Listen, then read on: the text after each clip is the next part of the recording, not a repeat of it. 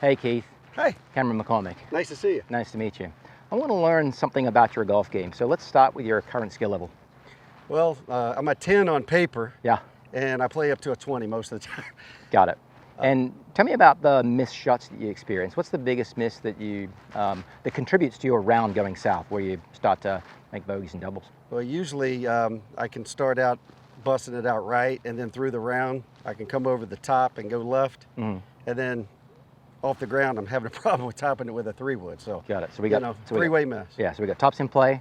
We've got the primary area being an initial right ball. Right. Does that right ball have any curve on it, to the best of your knowledge? It's pretty much a block. Pretty much a straight ball. Yeah. Got it. And then that would then follow with your course correction, which is some amount of left miss. Yeah. Right. Does that one pull left? Does it launch left of target? Do you know? It seems like it's a left. Got it. My divot goes straight, but the ball goes left. So ball launching left, going left. Let's do this.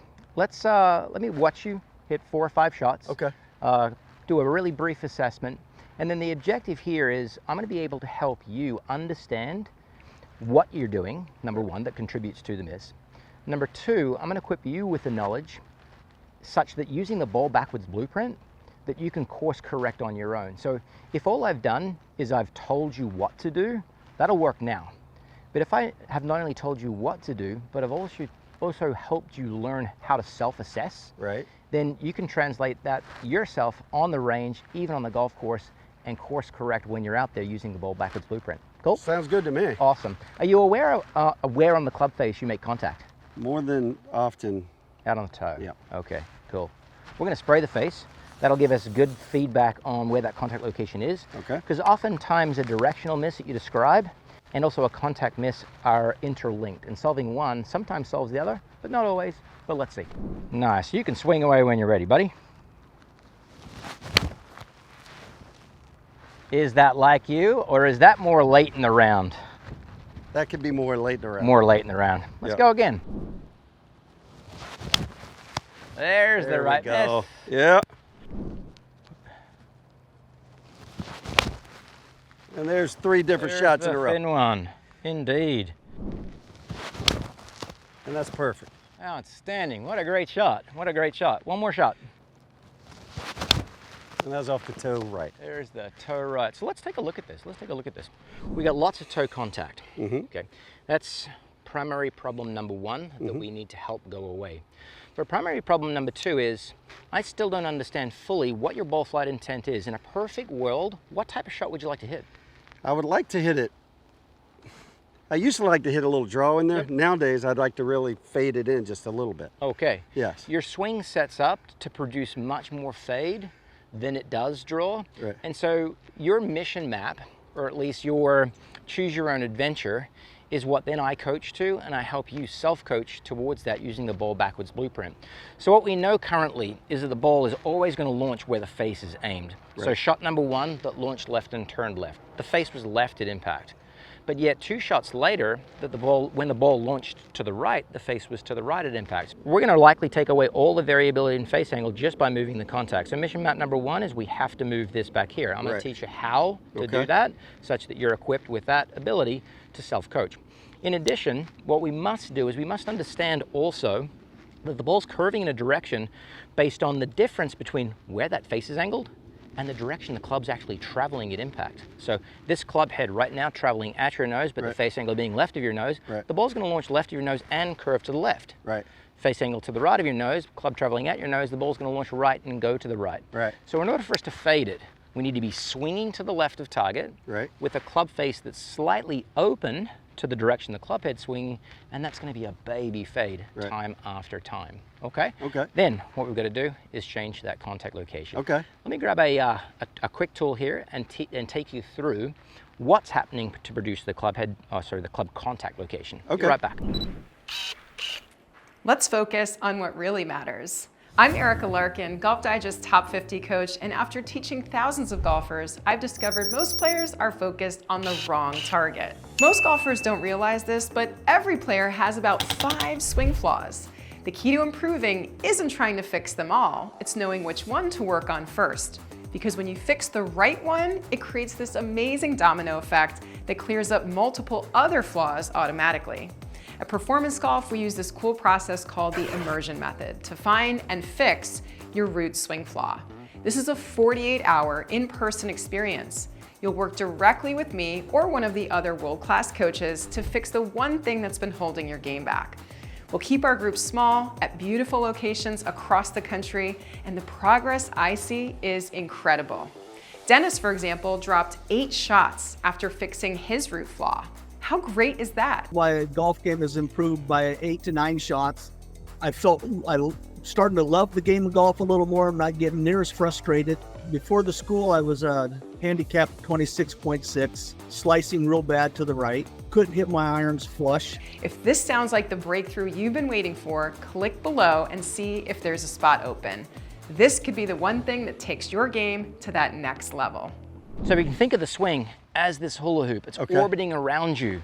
All right. What we want is we want to address the ball with the center of the club face, addressing the center back of the ball, right? Right. But yet what's happening when you thin it is the arc is too high, right? And when you toe it, the arc is pulling back right. this direction. So you pull the arc back up and in.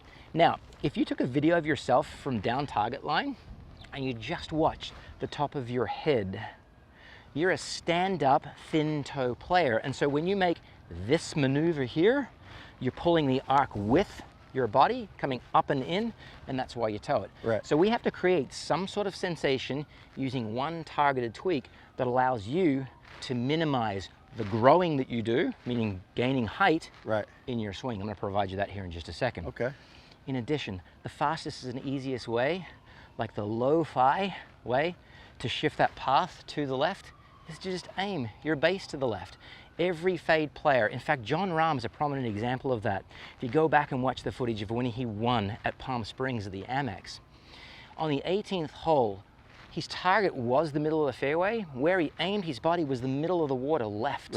Right? Yeah. And so he's aiming his body, so his swing direction, so his club path is going to be traveling to the left, and then it's just an easy task to hold the face open. Right. So I'm going to switch positions with you. Okay. I'm going to show you what we would do as if I'm you, and then we're going to reverse that, and you're going to be the golfer. Okay. Okay? So now right here for me.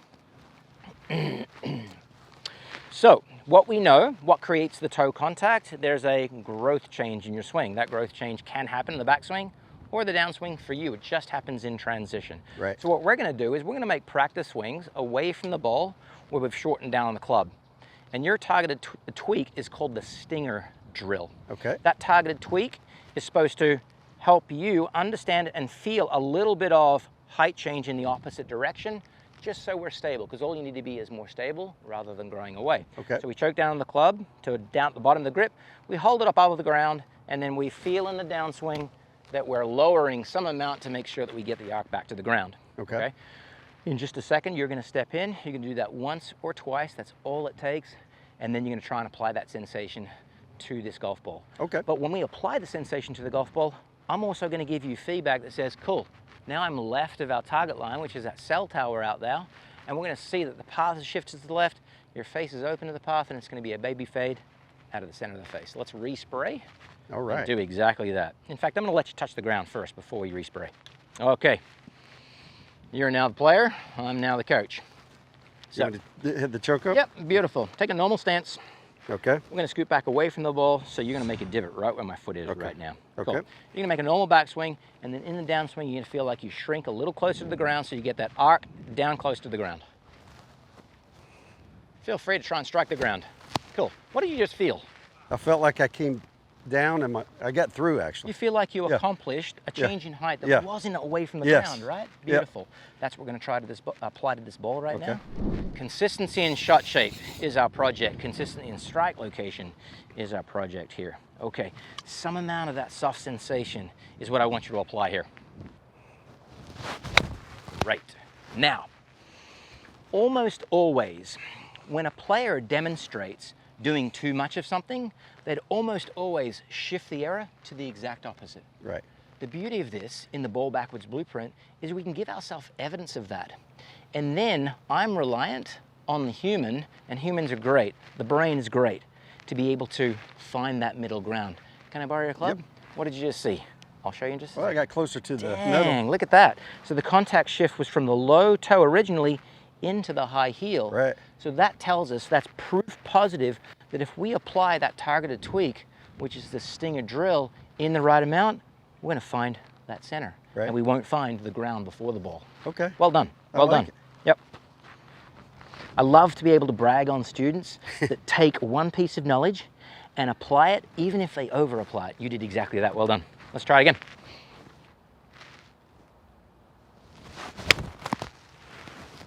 Okay, we've got a left launching baby draw. Right. Okay. We know that the club face is going to cause that ball to launch left, and we know the difference. If the club path is further right than the face, it's going to curve to the left. How was the contact location there? Describe it to me. Contact was perfect. Okay, let's take a look. I think it was right dead in the middle of the club. Yeah, close, close. Let's do this again. Let's go one rehearsal of the stinger drill. So choke up, strike the ground, not the ball, just inside that ball.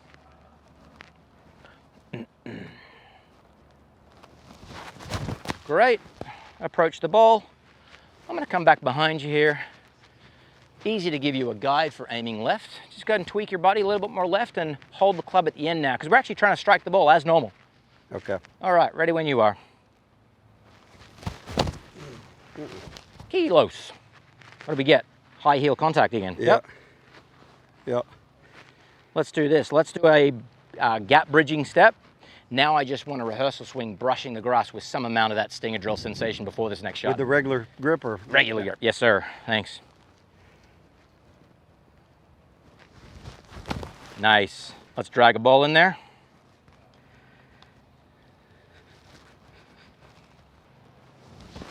Great job. Outstanding. Outstanding. Now, I want you to talk me through what you just experienced in terms of contact and in terms of flight. Let's start with contact.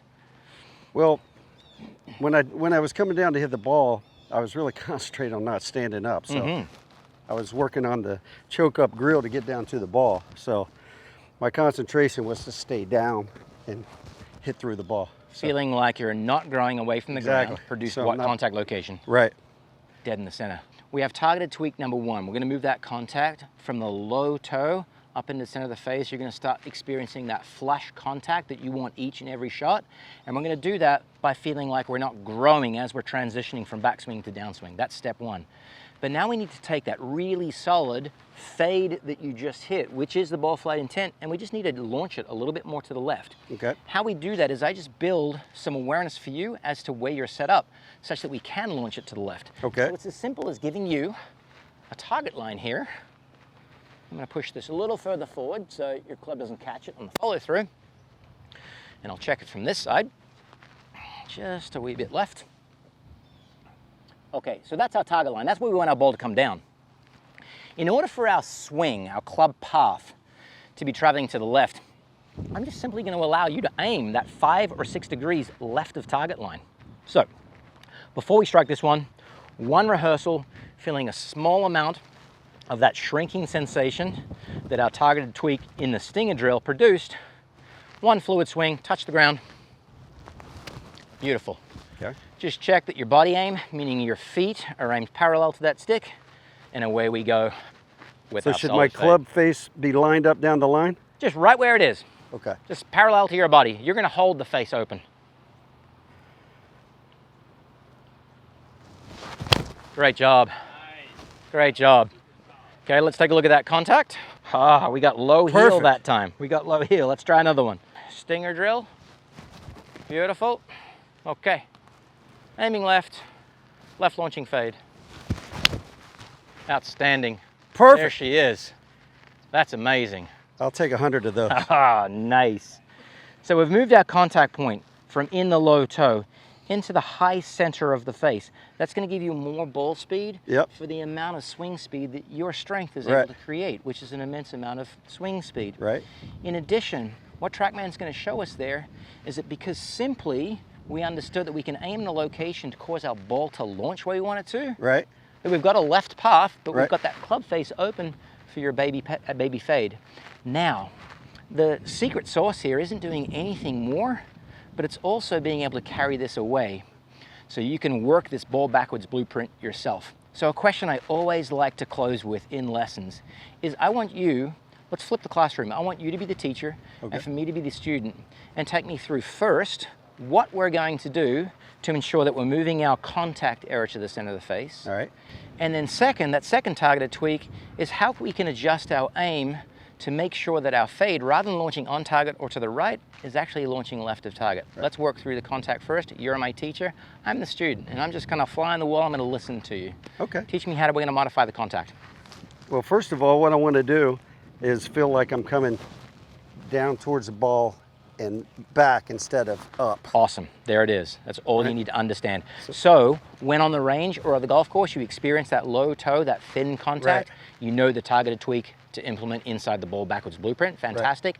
Now, how do we make sure that the flight intent, left launching fades, shows up? It's a function of what? Yeah, you got to line up a little bit left and aim to make sure that the ball starts out left and goes right. So my ball flight moves left to right, and using this technique, it's going to keep it going left to right. So. Outstanding, outstanding. I've seen 100,000 golfers in my time of 30 years coaching golf. And I feel like over that time, I've become really good at being able to assess talent after only just a few swings. And I think you have talent even well beyond what you've currently achieved or experienced. And the evidence of that oftentimes is just taking the ball backwards blueprint and these same lessons and demonstrating ability to immediately hit the opposite shot that is your intent. So what we're going to try and do here, or what I want you to do here, is I want you to shift your base aim, which shifts the club path to the right. And let's create a right launching draw, just in case you find yourself in a situation where you might need that on the golf course. Sure. The contact rules still apply. If we grow away from the ground, we're going to low toe it. If we stay stable closer to the ground through some of that soft sensation, we're going to flush it. Yeah. Outstanding. Good shot. That is Look so at that. good. Now I can hit it both ways. That is so good. But the important point is applying the ball backwards blueprint, you can hit both shot shapes on command. Right. And that golfer, when he shows up to the first tee and he travels with that knowledge throughout the entire 18 holes, is dangerous to the people he's playing against, right? That's right. Awesome. Thank Well done, you. man. Yeah, I appreciate it. Very good. Yeah. If you want the fastest way to drop your scores into single digits without improving your short game or swing technique, then keep watching. Hi, Cameron McCormick here, Golf Digest Top 5 instructor and TrackMan advisor. And what you're about to see is arguably the biggest breakthrough in golf instruction since the turn of the century. Because thanks to a new technology-based discovery just released to the public, there's now a radically different way for mid-handicap players to make consistent, solid contact without changing your swing. It's all thanks to 3 new data points that many are calling the next evolution in golf. So click the button on your screen now and be one of the first players to witness this new ball striking discovery. But let me be clear, this presentation is only for self-taught mid-handicap players who enjoy improving on their own, who are looking to take their game into the low 80s and even 70s, without hitting thousands of balls, working with a coach, or changing their technique. So if that's you, then click the button now, and I'll see you in a second.